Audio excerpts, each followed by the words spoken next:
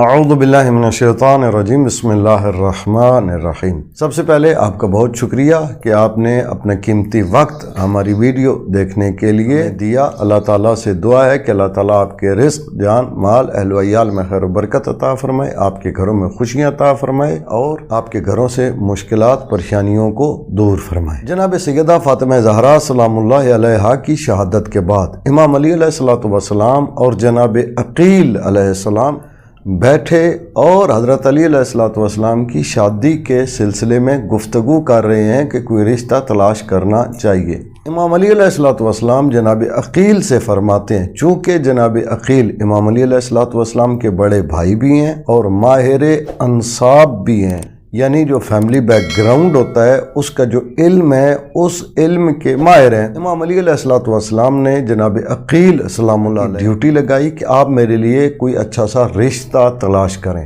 اس رشتے کی تلاش میں امام علی علیہ السلام نے ایک فارمولہ بیان فرمایا ہے، اور یہ فارمولہ ایسا ہے کہ اگر اس فارمولے کو لے کر تمام مومنین اپنی زندگی میں اپلائی کریں تو دیکھیں گے کہ زندگیاں خوشحال ہو جائیں گی۔ اگر آپ خود اپنی شادی کے سلسلے میں پریشان ہیں، یا کوئی ماں باپ اور وہ اپنے بیٹے کے لیے کوئی رشتہ دیکھنا چاہتے ہیں، یا کوئی بہنیں اور وہ اپنے بھائیوں کے لیے رشتہ ڈھونڈ رہی ہیں، یا کوئی دوست اپنے دوست کے لیے رشتہ دیکھ رہا ہے، تو ان باتوں کو مد نظر رکھیں اور اس کے مطابق رشتہ تلاش کریں۔ امام علی علیہ السلام نے جناب عقیل سلام اللہ علیہ سے فرمایا کہ جس خاندان میں رشتہ دیکھنے جاؤ وہاں یہ دیکھنا کہ 3 قسم کی باتیں ان لوگوں میں نہ پائی جاتی ہوں۔ اگر تو یہ 3 قسم کی باتیں ان لوگوں میں نہ پائی جاتی ہوں تو پھر آنکھیں بند کر کے میری طرف سے آپ کو اختیار ہے، آپ کو اجازت ہے، آپ ہاں کر دیجئے گا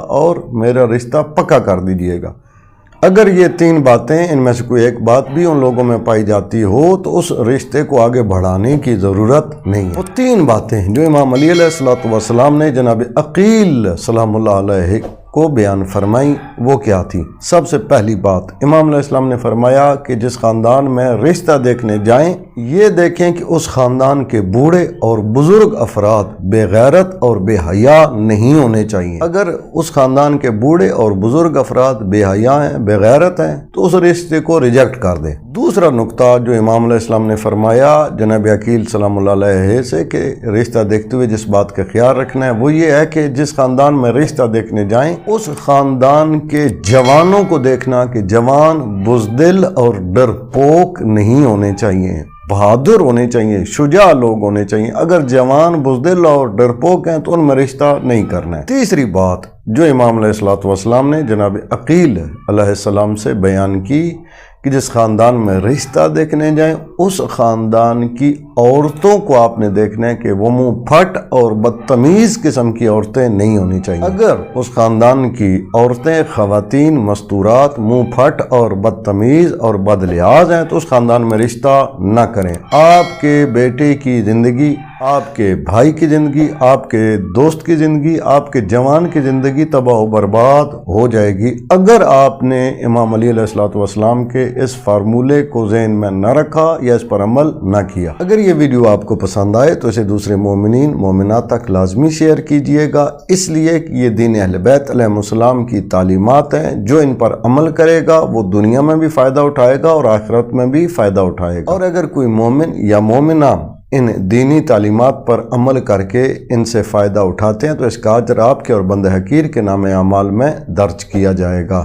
اپنا اور اپنے چینل راہ نجف کا خیال رکھیے گا۔ اللہ تعالیٰ سے دعا ہے کہ امام زمان اجل اللہ فرج الشریف کے دور پرنور میں تعجیل فرمائے، تمام مومنین مومنات کی حفاظت فرمائے اور پریشانیوں مشکلات سے نجات عطا فرمائے۔ اللہم صلی علی محمد وعلی محمد وعجل فرجہم۔